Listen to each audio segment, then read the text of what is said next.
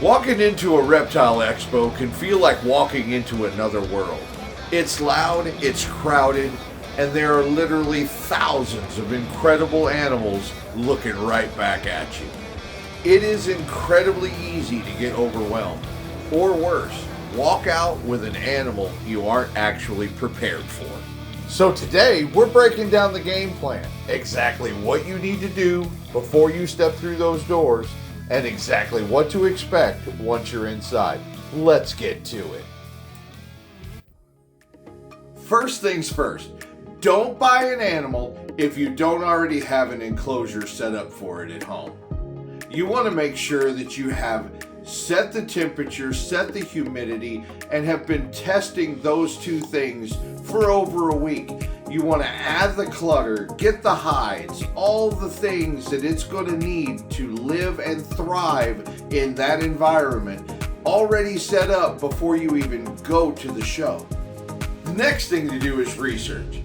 Check the Expo's website, look at the vendor list, then go to Morph Market or social media and look up these vendors and see who has the specific projects you're looking for and who's reputable.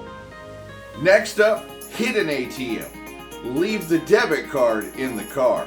By doing this, you set yourself a hard limit on how much you're willing to spend. Yeah, I know that most vendors, they take debit cards and they take credit cards, but what you want to do is stay within your budget. Don't overspend on animals, so leave those debit cards in the car and take your cash in. And some vendors even have a secret cash prize. When you first enter the expo, it can be a little overwhelming. So keep your hands in your pockets. We do a 2-lap rule. We determine our path and we walk around and we go through all the aisles while she takes notes. And then we go sit and have a drink and we go over those notes and we check off what's really important to us and what we might want to get. And then we go and we do another lap just to make sure we didn't miss anything. And then we decide what we're going to buy from that point. While you're making these laps also, let's talk about Reptile Expo etiquette. Keep your hands off the merchandise unless you ask first.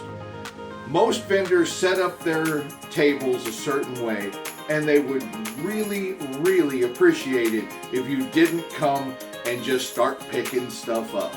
And if you've already bought an animal somewhere, don't set it down on somebody else's table.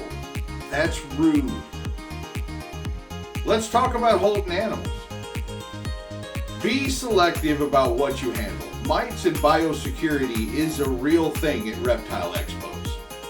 If you hold snakes at one table, be sure to sanitize your hands before you go to the next table. You don't want to accidentally bring something from one table to another table. And it absolutely happens, and it's unfortunate. The next thing is talking to breeders. Reptile expos are one of the best places to pick the brains of some of the best in the business. And when you're buying an animal, always ask the breeder, what was the hatch date? What is it eating? When was the last time it ate?